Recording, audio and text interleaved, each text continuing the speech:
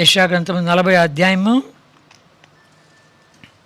18 వచనం మొట్టమొదటి చదువుకుంటాం. 18 వచనం, కావున మీరు ఎవరితో దేవుని పోల్చుదురు, ఏ రూపమును ఆయనకు సాటి చేయగలరు. అదే సమయంలో 25 వచనం కూడాను, నీవు ఇతనితో సమానుడవని మీరు నన్ను ఎవరికి సాటి చేయుదురు అని పరిశుద్ధుడు అడుగుచున్నాడు. ఎవరితో నన్ను పోల్చగలరు? ఎవరితో మీరు నన్ను పోలుస్తారు చెప్పండి? ఎవరితో పోల్చగలరా? రండి, ఎవరైనా ఒంటిగా పోలుస్తామనండి అని సవాలుగా మాట్లాడుతున్నాడు ప్రభు. సవాలుగా మాట్లాడుతుంటే దీని విషయంలో అనేక విషయాలు ధ్యానించవలసి వచ్చింది. ధ్యానించాను, చూశాను కనుక వాటిని వీలైతే రాసుకుంటే కూడా మంచిదే. రండి, మొట్టమొదటిగా గమనించామంటే 1 సమూయేలు 1 శామ్యూయల్ 2nd చాప్టర్, 1 సమూయేలు 2వ అధ్యాయం. ఇక్కడ హన్నా దేవుని ఏమో చూస్తుంది. 2వ అధ్యాయం 2వ వచనం, 2nd చాప్టర్ 2nd వర్స్. యెహోవా వంటి పరిశుద్ధ దేవుడు ఒకడును లేడు, నేను తప్ప మరి ఏ దేవుడును లేడు, మన దేవుని వంటి ఆశ్రయదుర్గం ఏది లేదు. కనుక యెహోవా వంటి పరిశుద్ధ దేవుడు ఒకడు లేడు. ఆమె బిడ్డలు లేకుండా ఉంది, సంతానం లేదు, గొడ్రాలంటే నిందతో కూడింది, అవమానంతో కూడింది, సిగ్గుతో కూడింది కనుక పోయే గొడ్రాలు అంటారు అందరూ. అలాంటిది పిల్లలు కావాలని చెప్పి ఎదురు చూస్తుంది. ప్రార్థించగా పెనిన్నా సవితి ఏడిపిస్తుంది, అన్నీ ఉన్నాయి. పెనిమిడితో ఓడాడుతుంది, కుదరలే. దేవుడితో అనేది చివరికి, అయ్యా నేను కుళ్ళుకుంటున్నాను, నేను అపవిత్రాలుగా వస్తున్నాను, నా లోపలంతా కుళ్ళు, పగ, అసూయ ఎన్నెన్నో అన్నీ గూడు కట్టుకున్నాయి కనుక నన్ను ఒక్కసారి క్షమించు, నువ్వుగా నా కొడుకుని ఇచ్చావంటే నేను నీకు ఇచ్చేస్తా. ఆ మాటలు రావాలని చెప్పి ప్రభు ఎదురు చూస్తూ వచ్చాడు. ఎప్పుడైతే తను పరిశుద్ధురాలుగా ఉండాలని కోరుతూ వచ్చిందో, ఈ దేవుడిని ఆశించాలని కోరిందో, ఆశించగానే ఏం జరుగుతూ వచ్చింది. ఇంకా దేవుని ఇంట్లో వచ్చి పాలు విడిచిన తర్వాత కుమారుడు వదిలిపెట్టి మాట్లాడుతుంది. 2వ వచనం, 2వ అధ్యాయం 2వ వచనం, యెహోవా వంటి పరిశుద్ధ దేవుడు ఒకడును లేడు. నేను అపవిత్రాలుగా వెళ్ళాను, ఆయన పరిశుద్ధ దేవుడు. ఎంతో గుళ్ళుకుంటూ వచ్చి అపవిత్రాలుగా వెళ్ళా. అలాంటి దేవుడు నన్ను కనికరించి కనుక నేను ఎప్పుడైతే పరిశుద్ధురాలయ్యానో అప్పుడు కనికరించాడు. అంతేకాదు, నీవు తప్ప మరి ఏ దేవుడును లేడు, మన దేవుని వంటి ఆశ్రయదుర్గం ఏది లేదు. కనుక నిన్ను ఆశ్రయించిన వారు ఎవరు ఖాళీగా రారు, మన దేవుని వంటి ఆశ్రయదుర్గము ఎవరు లేరు అని చెప్తూ ఉంది. అంతేనా? ఇంకా మనం గమనిస్తూ వచ్చామంటే దేవుని యొక్క వాక్యములు ఆయన బలాన్ని గురించి చూస్తామా? కీర్తన 89, సామ్స్ 89, కీర్తన 89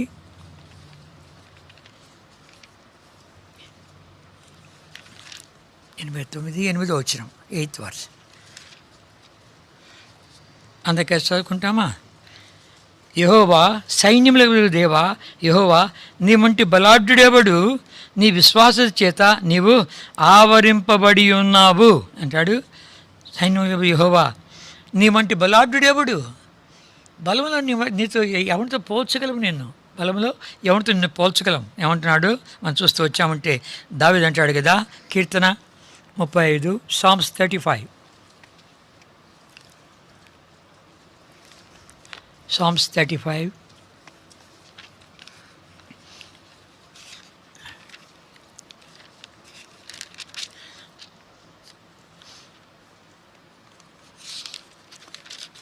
సామ్స్ 35, కీర్తన 35, 10వ వచనం, 10th వర్స్. అప్పుడు యెహోవా నీ వంటి వాడు ఎవడు, మించిన బలము గల వారి చేతిలో నుండి దీనులను, దోచుకుని వారి చేతిలో నుండి దీనులను, దరిద్రులను విడిపించేవాడు నీవే అని నా ఎమకలన్నీ చెప్పుకొనును అంటాడు. తన ఎమకలన్నీ చెప్తాయంట. మించిన బలం గల వారి చేతిలో సైన్యం తరుముతుంది, సౌలు తరుముతున్నాడు, సైన్యంతో తరుముతున్నాడు. అలాంటిది ఎన్నో అనుభవించాడు ఆరాధకుడు. దేవుని శక్తిని గురించి, దేవుని జ్ఞానాన్ని గురించి, దేవుని బలాన్ని గురించి ఆయనకు పేరు పెడుతూ వచ్చాడు దేవునికి. ఉదాహరణకు 1 సమూయేలు 1 శామ్యూయల్ 22nd చాప్టర్, మొదటి సమూయేలు 22వ అధ్యాయం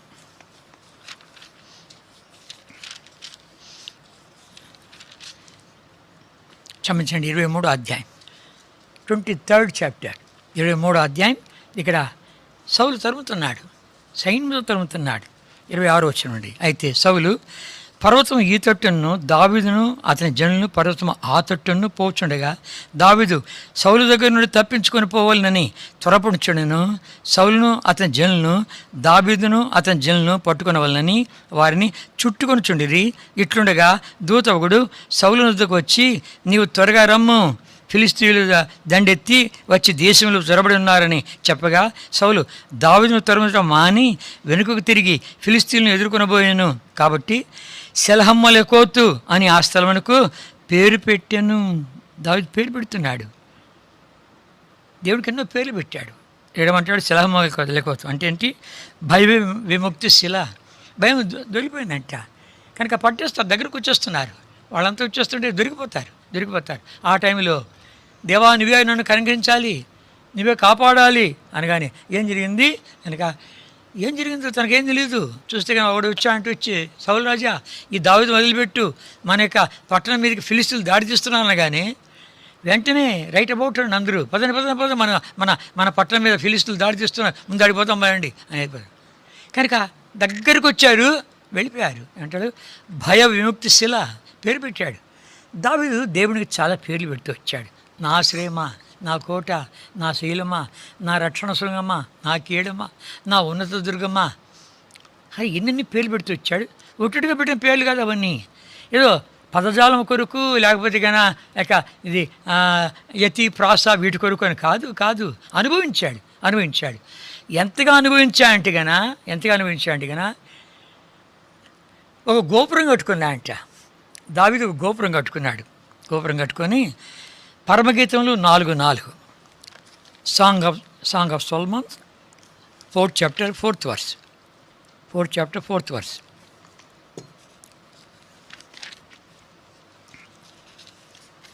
అందుకే చదువుకుంటామా? పరమగీతంలో 4:4 4th chapter 4th verse. జయసూచికలు నుంచుటకై దావీదు కట్టించిన గోపురంతోను $1000 సూర్యుల కవచములన్నీయు వ్రేలాడు గోపురంతోను నీ కందరము సమానము అంటాడు. చూస్తున్నా చెప్తున్నాడు. ఒక గోపురం కట్టించుకున్నా అంట. ఆ గోపురం ఏం పెట్టాడు? 1000 సూర్యుల యొక్క డాళ్ళు కవచాలన్నీ పెట్టి టైం తీసుకుని ఆడికి వెళ్తా అంట. టైం తీసుకుని వెళ్ళి ఏం చేస్తాడు? ఒక్కొక్క సూర్యుని నుంచి సంపాదించినటువంటి కవచము, మన డాలు ఇవన్నీ తీసుకొని ఏం చేస్తా అంట, ఎలా కాపాడవా నన్ను, ఎలా భద్రపరిచావయ్యా, నీ శక్తి ఎంత గొప్పది, ఆ యొక్క గొల్లియాలతో జయించావు, విడిపించావు, సింహాల నుంచి ఎలుగుబండి నుంచి విడిపించావు, ఫిలిస్తీన్ల నుంచి విడిపించావు. ఇవన్నీ 1000 సూర్యులు అంట, ఒకళ్ళు కాదు ఇద్దరు కాదు, 1000 సూర్యులకు డాళ్ళు అవన్నీ తీసుకొచ్చి వేసాయంట. వాడికి ఒకటి తీసుకుని ఎలా నువ్వు నన్ను సహాయపడ్డావు, ఎలా నువ్వు తోడ్పడుతూ వచ్చావు, కనుక నేను ఏమని వర్ణించేది, ఏమని వివరించేది అని చెప్పి ఆరాధిస్తున్నాడు. అది మనకు అవసరం. మనకి జీవితంలో ప్రభుత్వం చేసిన గొప్పదైన కార్యాలను ఒకసారి తలపోసుకుంటూ, ఎంత గొప్ప దేవుడు నన్ను ప్రేమించింది, ఎంత గొప్ప దేవుడు నన్ను అద్భుతకరంగా నాకు సహాయపడింది, విచిత్రమైన కార్యాలు చేసింది, నా తరఫున యుద్ధం ఆడింది, ఇవన్నీ తలంచుకున్నామంటే కన్నా అన్నీ సమస్యలను పటాపంచలైపోతూ వస్తాయి. దావీదు వలె మనం కూడాను ఒక గోపురాన్ని తయారు చేసుకుంటే చాలా మంచిది. ఇంకేమంటాడు తెలుసునా? చూసామంటే ప్రభు యొక్క జ్ఞానాన్ని గురించి తలస్తామా? రండి, ప్రభు యొక్క జ్ఞానాన్ని గురించి తలంచామంటే ఇర్మియా 51వ అధ్యాయం, ఇర్మియా 51st chapter, ఇర్మియా 51 15వ వచనం, 51 15వ వచనం. జెర్మియా 51 chapter 15th verse అందుకని చదువుకుంటామా? నా జీవంతోడని సైన్యుల యెహోవా ప్రమాణం చేయుచున్నాడు. ఆయన తన బలము చేత భూమిని సృష్టించను, తన జ్ఞానము చేత ప్రపంచమును స్థాపించను, తన ప్రజ్ఞ చేత ఆకాశమును విశాలపరచును. తన జ్ఞానం, తన బలము, తన జ్ఞానము, తన ప్రజ్ఞ ఇవన్నీ ఉపయోగించాడు. దేనికి ఉపయోగించాడు? సృష్టిని సృష్టించట్లో. కనుక నా జ్ఞానాన్ని అడుగుతావా? నా జ్ఞానాన్ని అంటాడు. ఏమంటాడు తెలుసిన? తన జ్ఞానం అడిగితే గన యెషయా 40 అధ్యాయం, ఐజియా 40.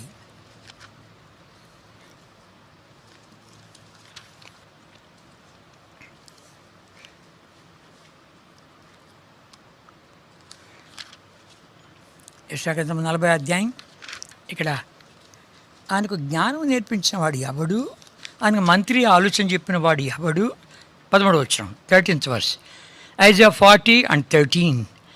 యెహోవా ఆత్మకు నేర్పిన వాడెవడు, ఆయనకు మంత్రి అయి ఆయనకు బోధపరిచిన వాడు ఎవడు? ఎవడయా ఆయన జ్ఞానం చేసేవాడు? ఆయనే జ్ఞానవంతుడు. ఆయనకెవరో సలహా ఇచ్చినవాడు ఎవడన్నా ఉన్నాడా? ఎవడు లేడు. అంటాడు, తలపైకి చూడు ఒకసారి అంటాడు.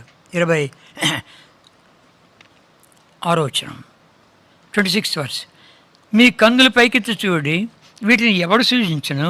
వీటి లెక్క చొప్పున వీటి సమూహాలను బయలుదేరజేసి వీటన్నిటికీ పేర్లు పెట్టి పిలిచేవాడే కదా. తన అధిక శక్తి చేతను, తన కలిగిన బలాత్సయం చేతను ఆయన ఒకటైను విడిచిపెట్టాడు అంటాడు. పైన కళ్ళు ఎత్తి పైకి చూడు, ఆ నక్షత్రాలు చూసావా? వాడి సంఖ్య తెలుసు అంట, వాడి పేరు తెలుసు అంట. వాడి పేరు తెలుసు, మనం మర్చిపోతాం పేర్లు. బాగా తెలిసినటువంటి పేరు జ్ఞాపకం చేసుకోవడానికి ఎన్ని తిప్పలు పడ్డా అంటే అరగంట సేపు తర్వాత దొరికింది నాకు ఆయన పేరుని. ఎందుకంటే మన జ్ఞానం ఫెయిల్ అయిపోతుంది. ఆయన ఏమంటాడు, నా జ్ఞానం సామాన్యమైనది కాదు. పైన చూడు, వాటి సంఖ్య తెలుసు నాకు. కీర్తన 147, కీర్తన 147, Psalms 147.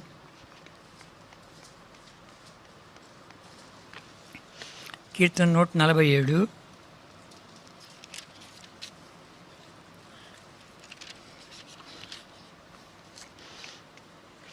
4వ వచనం, 4th verse.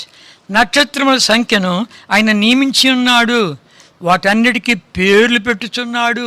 ఓయమ్మా, ఎన్ని పేర్లు! మేము ఇంతకాలం బతికాము. అప్పుడప్పుడు తలంచుకుంటూ ఉంటాను నా చిన్ననాటి సంగతులన్నీ. నేను ఒక elementary school, hire elementary school, 3 high స్కూళ్ళు, ఒక కాలేజ్ చదివినాను. ఎంతమంది నా ఫ్రెండ్స్ ఉంటారు లెక్కేసుకో. మళ్ళీ సేవలోకి వచ్చాను. సేవలోకి వచ్చిన తర్వాత ఎవరినో చూశానంటే, వీడు నా క్లాస్మేటా, లేకపోతే నా స్కూల్ మేటా, కాలేజ్ మేటా, లేకపోతే నేను మళ్ళీ వ్యాపారంలోకి వచ్చాను అప్పుడేమో స్నేహితుడా?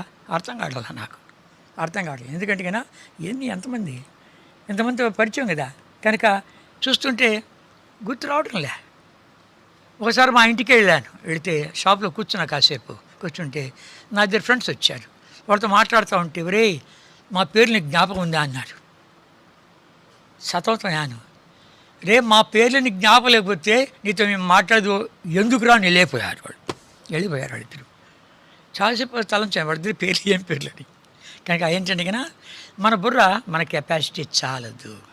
కనుక నక్షత్రం సంఖ్య నియమించాయంట, వాటిని పేర్లు పెట్టాయంట, పిలుస్తాయంట. అంతేనా? తల వెంట్రుకు లెక్కించా అంటాడు మత్తయి సువార్తలో. తల వెంట్రుకు లెక్కించా అంటాడు. బట్టతలలోని తల వెంట్రుకలో మనం ఎంచలేము, బట్టతలలోని తల వెంట్రుకలో ఎంచలేము మనం. కనుక అంటాడు అని ఎంచాను. ఒక 2 కాసులకు 5 పిట్టలు అమ్మడుతున్నాయి కదా, దాంట్లో ఒకటైనా ఆగిలిని కింద పడలేదు అంటాడు. అంత జ్ఞాని, సమస్తం ఎగిన వాడు, సర్వజ్ఞాని. ఆయన జ్ఞానమునకు మితిలేని జ్ఞానం, జ్ఞాన సంపన్నుడు చెప్పాలంటే. ఇంకా మనం చెప్పాలంటే చూసామంటే ఆయన క్రియలు చూస్తామా? ఆయన క్రియలు ఆశ్చర్యక్రియలు. ఆయన చేసిన కార్యాలు ఎవడూ చేయలేదు. మోషే అంటాడు కదా, మోషే ఏమంటాడు? రండి ద్వితీయోపదేశ చేసుకోవడం, Deuteronomy 3rd chapter. Deuteronomy 3rd chapter,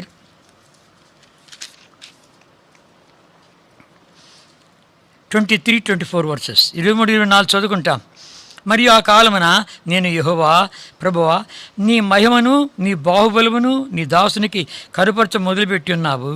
ఆకాశమందే కానీ భూమి అందే కానీ నీవు చేయి క్రియలను చేయగల దేవుడు ఎవడు?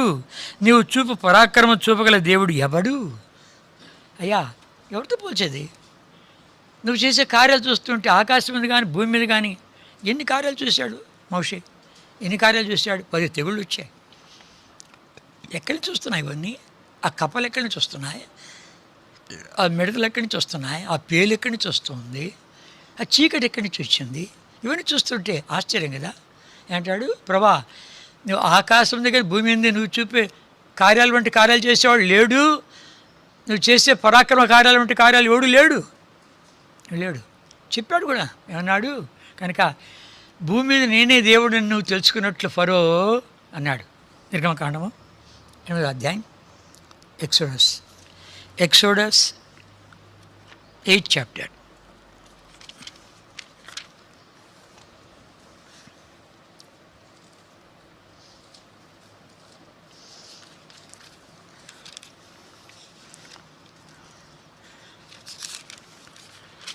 నిర్గమకాండము 8వ అధ్యాయం 10వ వచనం. అందుకు అతడు, మా దేవుడైన యెహోవా వంటి వాడెవడును లేరు అని నీవు తెలుసుకున్నట్లు నీ మాట చొప్పున జరుగును. మా దేవుడైన యెహోవా వంటి వాడు ఎవడు లేడు. సవాల్గా మాట్లాడుతూ వచ్చాడు. ఇంకా 9వ అధ్యాయం చూసామంటే కదా ఏమంటాడు? వాడిని పోయి చెప్పు, ఫరో పోయి చెప్పు అంటాడు. 9వ అధ్యాయం 14వ వచనం అండి. సమస్త భూమిలో 9th chapter 14th verse onwards. సమస్త భూమిలో నా వంటి వారెవరునూ లేరని నీవు తెలుసుకునవలనని ఈసారి నేను నా తెగుళ్ళన్నీ నీ హృదయం రుచంతగా నీ సేవకుల మీదకి నీ ప్రజల మీదకి పంపెదను. భూమి మీద ఉండకుండా నీవు నశించిపోనట్లు నేను నా చెయ్యి చాపి ఉంటునని నిన్నును నీ జనులను తెగులుతో కొట్టివేసి ఉందును. నా బలమును నీకు చూపినట్లును భూలోకమందంతటా నా నామమును ప్రచురం చేయనట్లును ఇందుకే నేను నిన్ను నియమించి తిని అంటాడు. అబ్బా, తన శక్తిని చూపించుడికై, తన ఘనత చూపించుడికై, తన ప్రభావం చూపించుడికై, తనగాక వేరే లేరని చూపించుడికై. కనుక నీ శిఖరంగా ఉండారా, నీ మాంత్రికులు ఉండారా, తీసుకునిరా. ఒక సందర్భం వచ్చింది, అన్ని వాళ్ళు చేస్తున్నారు. శిఖరంగా అన్నారు, ఎప్పుడైతే పేలు వచ్చిందో ఇది దేవుని బ్రేలు, మేము చేయలేము, అయిపోయింది, చేతులు ఎత్తేసారు. కనుక ఈ లోకంలో అన్నిటికీ హద్దు ఉంది, దేవునికి హద్దు లేదు. ఆయన శక్తికి హద్దు లేదు. ఇంకా మనం గమనిస్తూ వచ్చామంటే దీంట్లో గమనించామంటే ఏమంటాడు? ఆయన క్రియలు చెప్తామా? 77 కీర్తన 77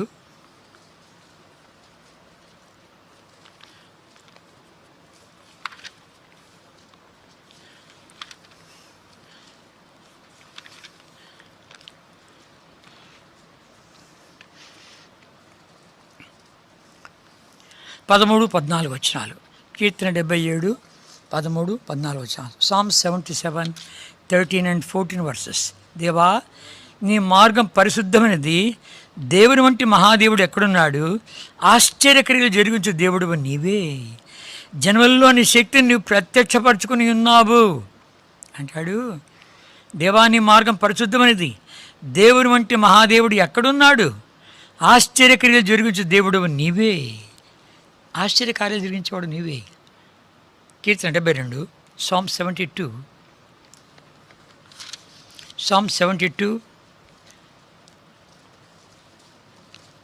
18 and 19 18-19 వచనాలు. దేవుడిని యెహోవా ఇశ్రాయేలు యొక్క దేవుడు స్తుతింపడును గాక. ఆయన మాత్రమే ఆశ్చర్యకార్యము చేయువాడు. ఆయన మహిమగల నామము నిత్యము స్తుతింపబడును గాక. సర్వభూమి ఆయన మహిమతో నిండును గాక. ఆమేన్ ఆమేన్ అంటాడు. కానీ చూస్తే ఆయన మాత్రమే ఆశ్చర్యకార్యాలు చేసేవాడు. కీర్తన 136 చూసామంటే నువ్వు ఒక్కడివే ఆశ్చర్యకార్యాలు చేసేవాడు. కీర్తన 136 Psalms 136 Psalms 136 4th verse.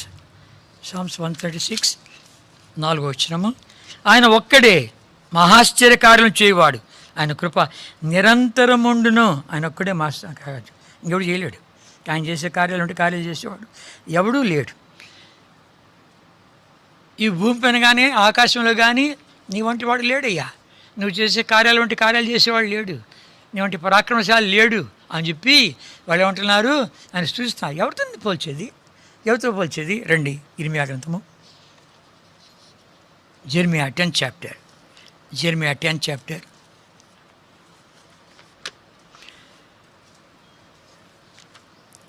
నిన్ను ఎవరితో పోల్చగలమయ్యా? నేను ఎవరితో పోల్చలేమే. ఈ భూమి మీద ఎవరితో పోల్చేది? 10వ అధ్యాయం 6-7 వచనాలు, 6 and 7 verses. యెహోవా, నిన్ను పోలిన వాడెవడునూ లేడు. నీవు మహాత్మ్యము గలవాడవు. నీ శౌర్యమును బట్టి నీ నామం ఘనమైనది ఆయన.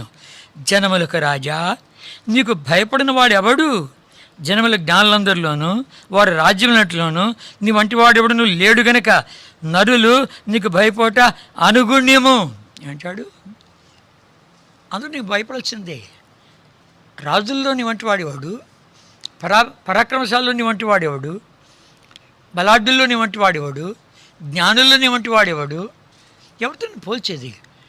ఎవరితో పోల్చేది? ప్రయాణ గ్రంథంలో మంచి మాట ఉంది. Revolution 15th chapter. Revolution 15th chapter.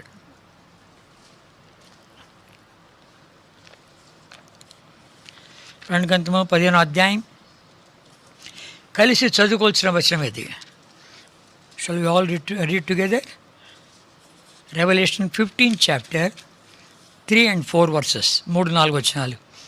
వారు, ప్రభువా, దేవా, సర్వాధికారి, నీ క్రియలు ఘనమైనవి, ఆశ్చర్యమైనవి.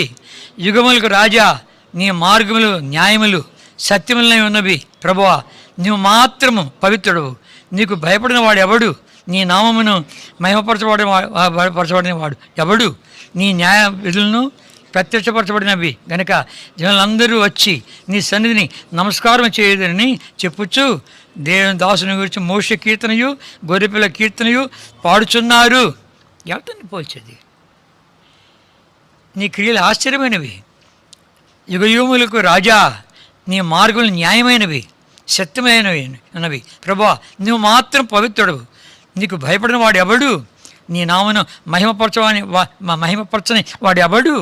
కనుక అందుకు మహిమపరచాల్సిందే. నీ ఎవరితో పోల్చలేం. పోనీ కింద ఎవరిని పోస్తామా? వేల్పులని వంటి వాడు ఎవడు? వేల్పులని వంటి వాడు ఎవడు? నిర్గమకాండము 15th chapter. Exodus 15th chapter.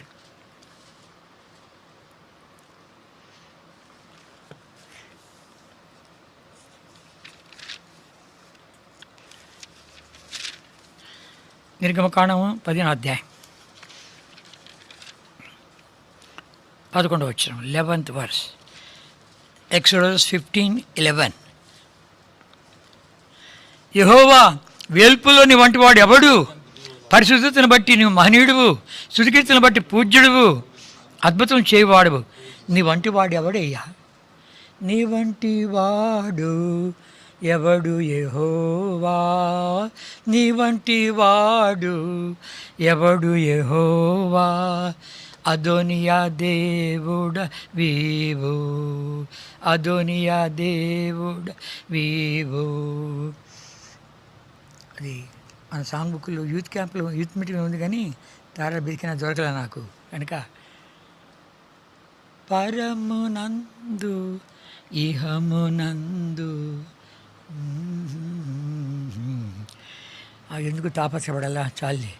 పైన కానీ కింద కానీ భూలోకంలో కానీ మన ప్రభు వంటి వాడు ఎవడు లేడు, లేడు, లేడు, లేడు. ఎవరితో పోల్చేది? ఎవరు మాట్లాడుతున్నారు? ఇది తన ప్రజలను ప్రేమించి ఐగుప్తు నుండి బయటికి తీసుకొచ్చాడే ఆ దేవుడు. ఎర్ర సముద్రం పాయలు చేసి తీసుకొచ్చాడు. వాడు కని విని ఎరిగిన సంగతి నీ జీవితంలో మర్చిపోవద్దు అంటాడు. యాత్రలో మర్చిపోవద్దు ఈ సంగతి. నేను నిన్ను గొర్రెపిల్ల రక్తంతో విమోచన తీసుకొచ్చాను, ఎర్ర సముద్రంలో బాప్తం తీసుకొచ్చాను, అగ్నిస్తంభం మేఘస్తంభమై నేను నడిపించాను, అందులో నేను ఉన్నాను. ఎంత ప్రేమ మన పట్ల! ఎందుకు ఇంత ప్రేమ? లాస్ట్లో చెప్తాను ఈ సంగతి. కనుక మన మీద అంతగా దృష్టించాడు. నా ప్రజలు వీళ్ళు, నేను ముద్ర వేశాను, వారు బయటకు తీసుకొచ్చాను. కనుక నీ ప్రజల్లో నుండి నా ప్రజలు వేరు చేస్తా అంటాడు.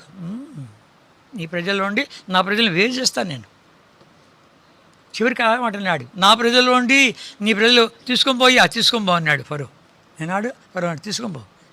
ఇంకా దేశం గొల్లైపోయిన ఆ మాత్రం నీకు ఇంకా తెలీదా అని కూడా ఆ సేవకులు వచ్చి చెప్తూ ఉంటున్నారు. అయినా హృదయ కాఠినంతో మళ్ళా తమతో వచ్చాడు. తమతో వచ్చేవలది మిశ్రిత ప్రజ ఒకటి ఉంది. అది చివరి వరకు వస్తూ ఉంటుంది మిశ్రిత ప్రజ. ఇప్పుడు నా అంశం అది కాదు. మిశ్రిత ప్రజ వాళ్ళు ఏమంటారు, మనలో తీసుకొచ్చి చంపడానికి తీసుకొచ్చావా, సైన్యం వస్తాం చూడు, ఏం కావాలా, సమాధులు లేవనుకుంటేవా, మేము వెళ్ళిపోతాం, వాళ్ళు లోపడిపోతాం అంటే అన్నాడు. మీరు ఇప్పుడు చూస్తున్నటువంటి సైన్యాన్ని ఇక చూడరు. ఎర్ర సముద్రం పాయలవుతుంది, ఆరిన నేల వస్తుంది, దాంట్లో మీరు నడిచిపోతారు. రథములు రథకులు వీళ్ళని సవారీ చేస్తూ వస్తారు, వాళ్ళందరూ సముద్రంలో మునిగిపోతారు. ఇవేం చెప్పలే దేవుడు. చాలా ఇంపార్టెంట్ మాట. దాన్ని మొదటి వాళ్ళు చూశాను. 14వ అధ్యాయం, ఎక్సోడస్ 14th చాప్టర్. మరియు యెహోవా మోషేతో ఇలా సెలవిచ్చను. మాట వచ్చండి, ఇశ్రాయేలు తిరిగి హీరోతు ఎదుటను అనగా మిగ్దోలుకు సముద్రమునకును మధ్యనున్న ఎదుట దిగవలను, వారు చెప్పు ఎదుట సముద్రం వద్ద వారు దిగవలను. ఫరో ఇశ్రాయేలును గురించి, వారు ఈ దేశంలో చిక్కుబడి ఉన్నారు, అరణ్యంలో వారిని మూసివేశానని అనుకున్నాను. అయితే నేను ఫరో హృదయమును కఠినపరిచేదను, అతడు వారిని తరమగా నేను ఫరో వలను అతని సమస్త శీలం వలను మహిమ తెచ్చుకొందును అంతే చెప్పాడు. నేను యెహోవా అని ఐగుప్తులందు తెలుసుకొందురా నేను, అంతే. ఎర్ర సముద్రం పాయలవుతుంది, 6 నెలల మీద నడిచి వెళ్తారు, వాళ్ళు తరుముగా వస్తారు, నేను అగ్నిస్తంభం మేఘస్తంభం వాళ్ళ మధ్యలో ఉంటాను. ఇవన్నీ ఏం చెప్పలే. మోషే చాలా గొప్ప దైవజనుడు అయ్యా. బాబా ప్రాణగంతం వరకు వస్తూ వచ్చాడు. మోషే సామాన్యుడు గాడు కనుక మోషే గురించి ఒక చిన్న మాట చూసుకుంటాం. ఇక్కడ చేపెట్టుకోమని వస్తాను. కీర్తన 103, Psalms 103.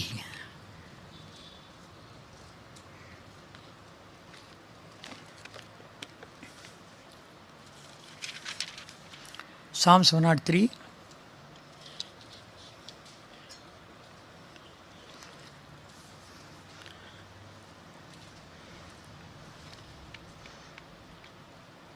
Seventh verse. ఆయన మోషేకు తన మార్గములు తెలియజేసను, ఇశ్రాయేల్ వంశస్థులకు తన క్రియలు కనుపరచను. మోషేకు మార్గాన్ని చెప్పేశాడంట. ఇశ్రాయేల్ వంశస్థులు క్రియలు చూసిన వాళ్ళంతా కూడా రాలిపోయారు, మార్గం చూసిన వాడు అంతవరకు వెళ్ళాడు. చాలామంది క్రియలు చూడాలని కోరుతారు, క్రియలు చూస్తుంటే రాలిపోతావు.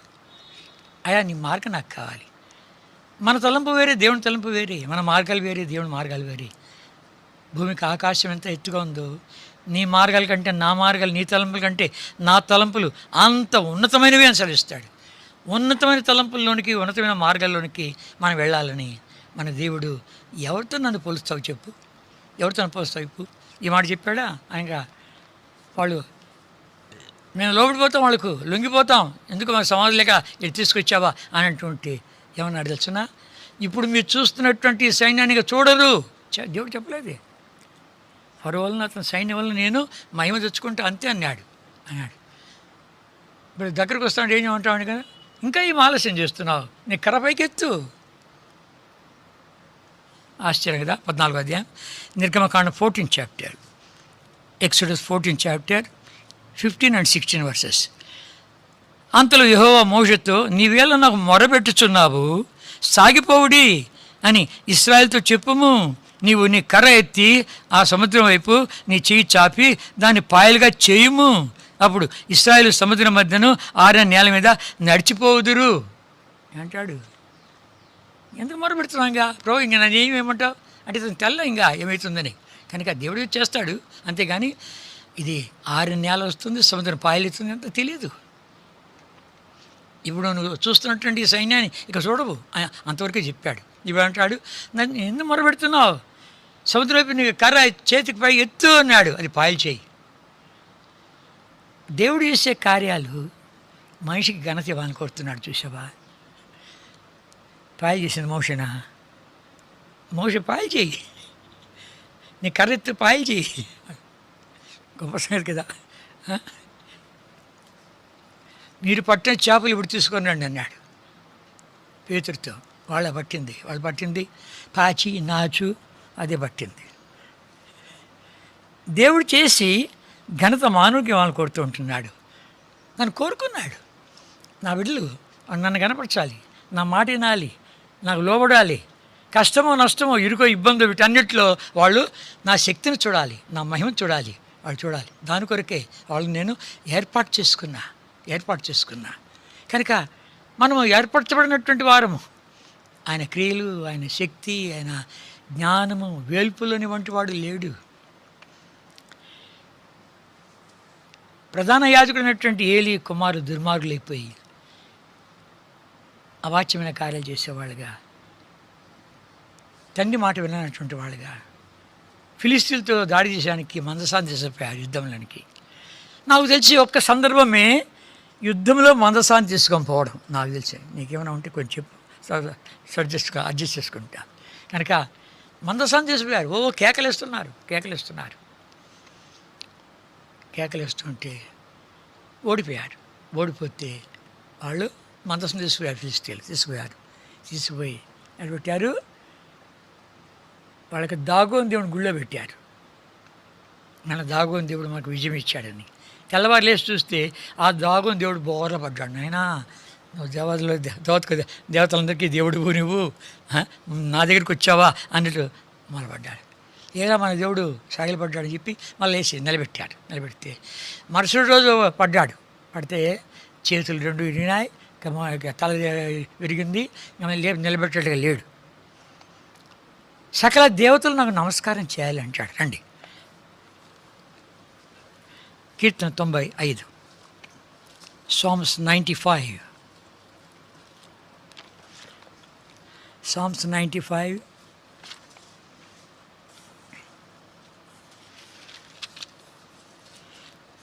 థర్డ్ వర్స్, 3వ వచనం. దేవతలందరికీ పైన మహాత్మ గల మహారాజు యెహోవా మహాదేవుడు, దేవతలందరికీ పైన మహాత్మ గల మహారాజు. దేవతలందరికీ పైన మహాత్మ గల మహారాజు. అంతేనా? సకల దేవతలను నమస్కారం చేయాలంట. 96 సామ్, కీర్తన 96 అంటాడు ఇక్కడ.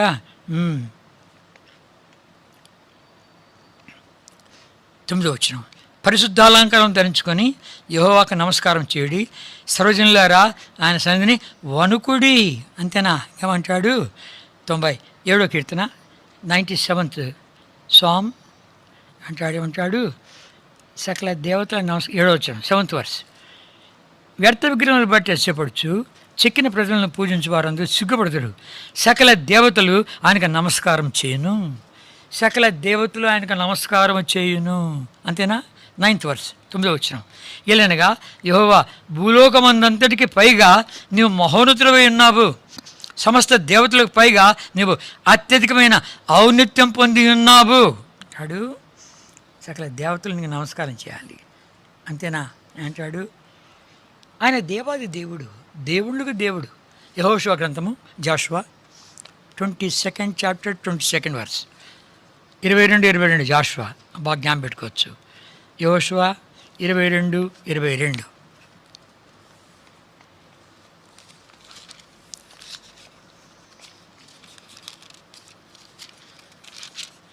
యెహోషువ 22. దేవుళ్ళలో యెహోవా దేవుడు, దేవుళ్ళలో యెహోవాయే దేవుడు అన్నాడు. దేవుళ్ళలో యెహోవా దేవుడు, దేవుడు యెహోవాయే దేవుడు, వేరే దేవుడు లేడు.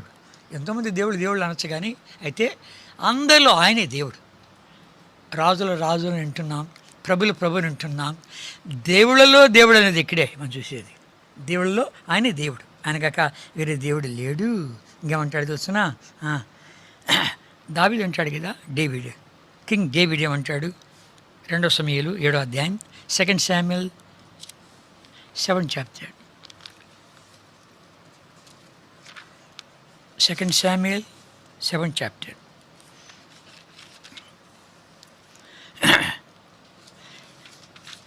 22వ వచనం, 22nd వర్స్. కాబట్టి దేవా యెహోవా, నీవు అత్యంతమైన ఘనత గలవాడవు, నీ వంటి దేవుడు ఒకడును లేడు. మేము విన్న అంతటిని బట్టి చూడగా నీవు తప్ప దేవుడెవడునూ లేడు. ఎవడు లేడు? ఎవరితో పోల్చేది? మేము చూడగాని అనుభవించగా నీవు తప్ప మాకు వేరే దేవుడు లేడు. అంతేనా? మనం గమనించామంటే ఇంకెవరు అంటాడు? కింగ్ సోలమన్ అంటాడు కదా, రాజైన సాల్మోను దావీదు ఇచ్చిన మచ్చు ప్రకారము మందిరాన్ని నిర్మాణం చేసి సమాజం అంతా తీర్చిదిద్దుంటుండగా బలిపీఠం దగ్గర నిలబడి చేతులు పైకెత్తి ఏమంటున్నాడు తెలిసిన సాల్మోను? 1 రాజుల 8వ అధ్యాయం, 1 Kings 8 chapter.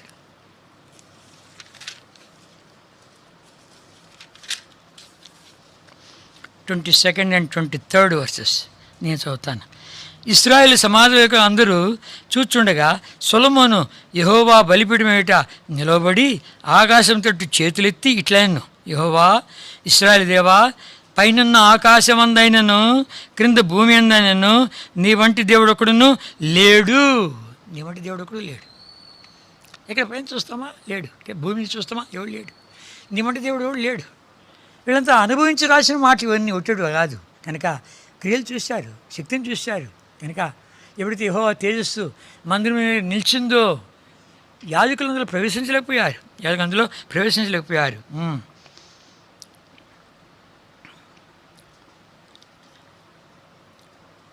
ఇదే అధ్యాయము 11వ వచనం, 11th verse. కాబట్టి యెహోవా తేజో మహిమ యెహోవా మందిరములో నిండుకొనగా ఆ మేఘమున్న హేతు చేత యాజకులు సేవ చేయుటకు నిలవలేక ఉండిరి. They could not go in side. కనుక మహిమ అలాంటిది కనుక అందరికి చూపించాలని. నా వంటి దేవుడు ఎవరైనా ఉండాడా? మనం గమనిస్తూ వచ్చామంటే యెహోవా తమకు దేవుడు కాగలిగిన ప్రజలు ధన్యులు. కనుక ఓ ఇశ్రాయేలు, నీ భాగ్యం ఎంతో గొప్పది. డ్యూటానమీ 34th chapter, ద్వితీయోపదేశకాండము 34వ అధ్యాయం.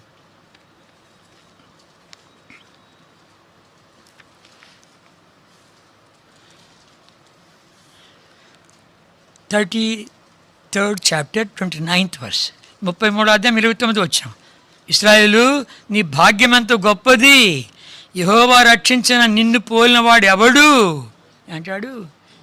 ఇశ్రాయేలు, నీ భాగ్యం ఎంత గొప్పదయ్యా, నిన్ను రక్షించాడే, తన గుంపులో చేర్చుకున్నాడే, కనుక ఆయనే మీ దేవుడే, కానీ దేవుడు అనిపించుకుంటున్నాడే, వీళ్ళు నా ప్రజలు, నేను వాళ్ళ దేవుణ్ణి అని చూపించుకున్నాడు కదా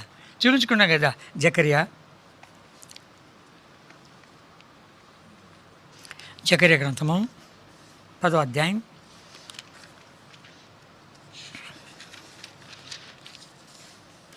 జకర్యా 13వ అధ్యాయం, బుక్ ఆఫ్ జకర్యా 13th chapter 9th verse, last portion తెలుగులో చదువుకుంటాం. వీరు నా జనులని నేను చెప్పుదును, యెహోవా మా దేవుడిని వారు చెప్పుదురు. వీరు మా జనులని ఆయన చెప్తా అంట. వీరు నా జనులని నేను చెప్పుదును, యెహోవా మా దేవుడిని వారు చెప్పుదురు. ఎంత గొప్ప ధన్యత కనుక మనకెంత గొప్ప స్లాగేది ఇచ్చాడు. వీళ్ళు నా జనులు, వాళ్ళు అంటున్నారు నేనే వారి దేవుడిని అంటున్నారు. ఇప్పుడు చదువుకుంటాం, చివరి వచ్చాం. ఏంటంటే కన్నా 2 Samuel 7th chapter, 2 Samuel 7th chapter.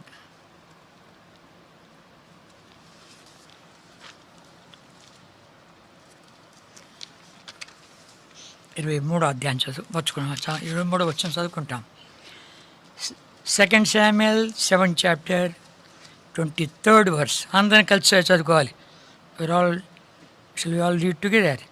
నీకు జనులగుటకై వారిని విమోచించినట్లును నీకు ఖ్యాతి కలిగినట్లును నీ జనులు బట్టి నీ దేశమునకు భీకరమైన మహాకార్యములను చేయనట్లు దేవుడివైన నీవు ఐగుప్తు దేశంలో నుండి ఆ జనుల వశంలో నుండి వారి దేవతల వశంలో నుండి నీవు విమోచించిన ఇశ్రాయేలును బట్టి నీ జనుల వంటి జనులు లోకమందు మరి ఎక్కడ ఉన్నది? ఎక్కడ ఉందా? ఇట్లాంటి జనులు ఎక్కడ ఉన్నారు ఆ ప్రపంచంలో? ఇంత శక్తివంతులైన దేవుడు, ఇంత జ్ఞానవంతులైన దేవుడు, ఇంత పరాక్రమశాలైన దేవుడు ఎవరితోనే పోలుస్తావు? ఆకాశంలో ఎవరితోనే పోలుస్తావు? భూమి ఎవరితోనే పోలుస్తావా? కనుక నా వంటి జ్ఞానం అనుకునే ఉందా? నా వంటి శక్తి అనుకునే ఉందా? నా వంటి నేను చేసిన కార్యాలు వంటి చేసినాడా? వెలుపులు ఇవ్వడం నా వంటి వాడు ఉన్నాడా? చెప్పండి అంటే ఇప్పుడు ఏమంటున్నాడు? ఇలాంటి శక్తివంతమైన దేవుణ్ణి కలిగి ఉండే జనులు ఎంత భాగ్యవంతులు, ఎంత ధన్యులు. సరే, కొత్తల మీదకి వస్తే గన టైం ఎక్కువ చాలు. కొత్తల మీదకి వస్తే గన పాత నిబంధనలోని యెహోవా దేవుడే యేసుక్రీస్తు ప్రభుగా వచ్చాడు. నేను ఉన్నవాడను అనువాడనే ఉన్నాను. అదే దేవుడే. ఇవన్నీ చూసుకున్నామంటే దీంతో అన్నిట్లో పోల్చుకోవచ్చు. మన ప్రభు శక్తులు పోల్చుకోవచ్చు, జ్ఞానంలో పోల్చుకోవచ్చు, ఆయన కార్యాలు పోల్చుకోవచ్చు, వ్యక్తుల్లో పోల్చుకోవచ్చు. అతను వంటి వాడు ఎవడు లేడు, మన ప్రభు వంటి వాడు ఎవడు లేడు. కనుక కృపాసత్య సంపూర్ణంగా మన వదిలికి వచ్చాడు. ఇప్పుడు తన రక్తముతో కొనాలని కోరుతున్నాడు. తన పావన రక్తం ఇచ్చి కొనాలని కోరుతున్నాడు. ఎంత గొప్ప దేవుడు ఎక్కడ ఉండాడా? మనల్ని ఎంతగా ప్రేమించాడు, ఎంతగా ప్రేమించాడు. ఈ శక్తివంతుడైన దేవుడు, జ్ఞానవంతుడైన దేవుడు, పరాక్రమశాలైన దేవుడు, సృష్టికర్తైన దేవుడు, ఎవరితోనో పోల్చలేమే అలాంటి దేవుడు మన కొరికే దిగొచ్చి మన కొరికే ప్రాణం పెట్టా అంటే ఏం చెప్పాలి మనము? Spell bound, speechless. ప్రభా, మమ్మల్ని ఎంతగా ప్రేమించావు. ఇంత గొప్ప దేవుడు మమ్మల్ని ప్రేమించింది. ఏదో ఆయా సందర్భాలు చదువుకుంటున్నామే కానీ ఈ దేవుడు మా దిగొచ్చింది, ఈ దేవుడు మమ్మల్ని ప్రేమించింది, ఈ దేవుడు సిలుకెక్కింది, వేరే దారి లేదని చెప్పి ఈ జనులు ఎంత ధన్యులు. అంతగా మాత్రం కాదు, స్వరక్తం ఇచ్చి కొన్నాడు. నా ప్రజలు వీళ్ళు, నా ప్రజలు. నేను కొన్నాను. బా, ఈ భూమి మీద ఆయన సొత్తుగా, ఆయన జనాంగంగా, ఆత్మతో మధువేయబడిన వారంగా ఆయన కొనియాడి కనపరచాలని మన మనోనిత్యం తెలియజేశాడు. ఇవి నా తలస్తూ ఉంటే బియాండ్ అవర్ కాంప్రిహెన్షన్, మన జ్ఞానానికి మించినది, జ్ఞానానికి మించినది. ఇంకొక మాట చదువుకొని ముగించుకుంటాం. Ephesians 3rd chapter.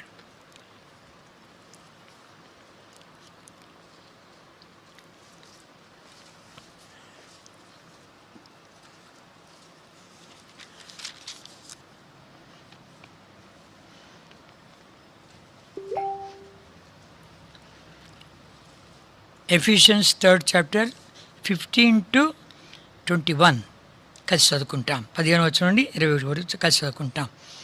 మీరు ఆంతరంగ పురుషుని శక్తి కలిగి ఆయన ఆత్మలో బలపరచబడినట్లుగాను, క్రీస్తు మీ హృదయంలో విశ్వాసం ద్వారా నివసించినట్లుగాను, తన మహిమేశ్వరం చొప్పున మీకు దయచేయనట్లుగా, మీరు దేవుని సంపూర్ణత యందు పూర్ణమైనట్లుగా ప్రేమందు వేరుపారి స్థిరపడి సమస్త పరిస్థితులతో కూడా దాని వెడల్పు, పొడుగు, లోతు, ఎత్తు ఎంతో గ్రహించుకున్నట్టుకును, జ్ఞానం మించిన క్రీస్తు ప్రేమను తెలుసుకున్నట్టుకును తగిన శక్తి గల వారు కావాలని ప్రార్థించున్నాను. 20 అందరం కలిసి చదువుకుంటాం. మనలో కార్యసాధకమైన తన శక్తి చొప్పున మనం అడుగు వాటన్నిటికంటేను ఊహించు వాటన్నిటికంటేను అత్యధికంగా చేయ శక్తి గల దేవునికి క్రీస్తు యేసు మూలముగా సంఘములో తరతరములు సదాకాలము మహిమ కలుగునుగాక. మనలో కార్యసాధకమైనటువంటి తన శక్తి చొప్పున ఈ దేవుడు మనలో కార్యసాధన చేసి ఎవడు కానీ విని ఎరగనటువంటి సంగతులు, ఎవడునూ అనుభవించిన సంగతులు మనకు చూపించాలని, మనలో కార్యం చేయాలని, తన యొక్క జ్ఞానాన్ని, మన జ్ఞానం మించినటువంటి ఆయన ప్రేమను ఇవన్నీ ఎరుకు చేయాలని చెప్పి ఆ దేవుడు అంతగా దేవుడు తగ్గించుకొచ్చాడు. ఊహింప శక్యం కాదు, మనం ఊహించలేం. ఇంతగా ఎందుకు ప్రేమించావయ్యా, ఇంతగా ఎందుకు ప్రేమించావు?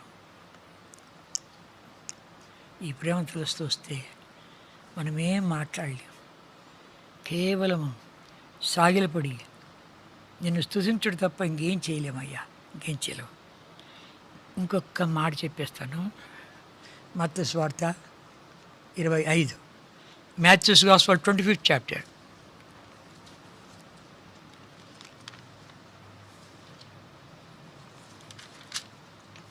తనకు కలిగిందల్లా మనకి ఇచ్చేసాడే. మత్తయి సువార్త 25వ అధ్యాయం.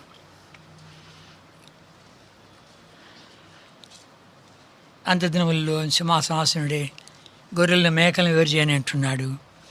32nd verse ఆన్వర్డ్స్, 32వ వచనం నుండి. అప్పుడు సమస్త జనముల్లో ఆయన ఏమిట పోగు చేయబడినట్లు గొల్లవాడు మేకల్లో నుండి గొర్రెలను వేరుపరిచినట్లు ఆయన వారిని వేరుపరిచి కానీ కుడివైపున గొర్రెలను ఎడమవైపున మేకలను నిలబెట్టును. అప్పుడు రాజు తన కుడివైపున ఉన్నవారిని చూచి, నా తండ్రి చేత ఆశీర్వదింపబడిన వారులారా రండి, లోకం పుట్టింది మొదలుకొని మీ కొరకు సిద్ధపరిచిన రాజ్యమును స్వతంత్రించుకొనుడి. లోకం పుట్టింది మొదలుకొని మీ కొరకు సిద్ధపరిచిన రాజ్యాన్ని స్వతంత్రించుకోండి. లోకం పుట్టింది మొదలుకొని ఆ రోజులు వచ్చినటువంటి ఏ లోకంలో ఆయన ఏం చేస్తున్నాడు అంత చదువుకుంటూ వచ్చాం.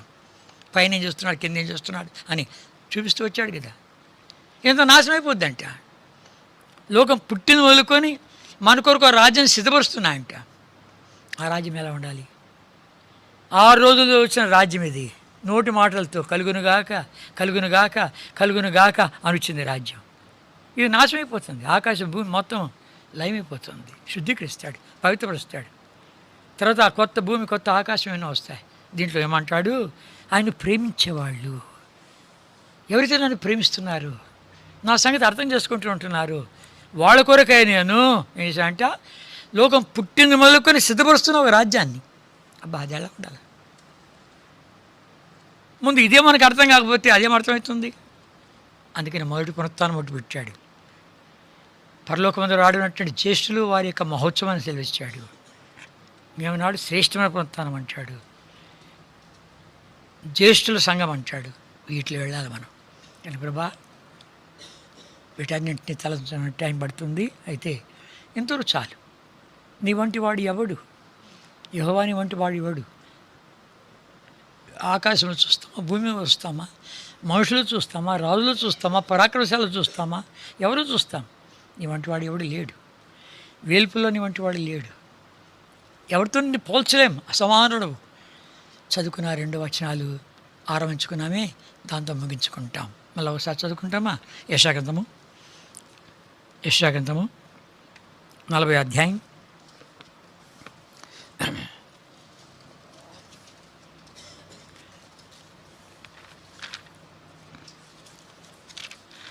40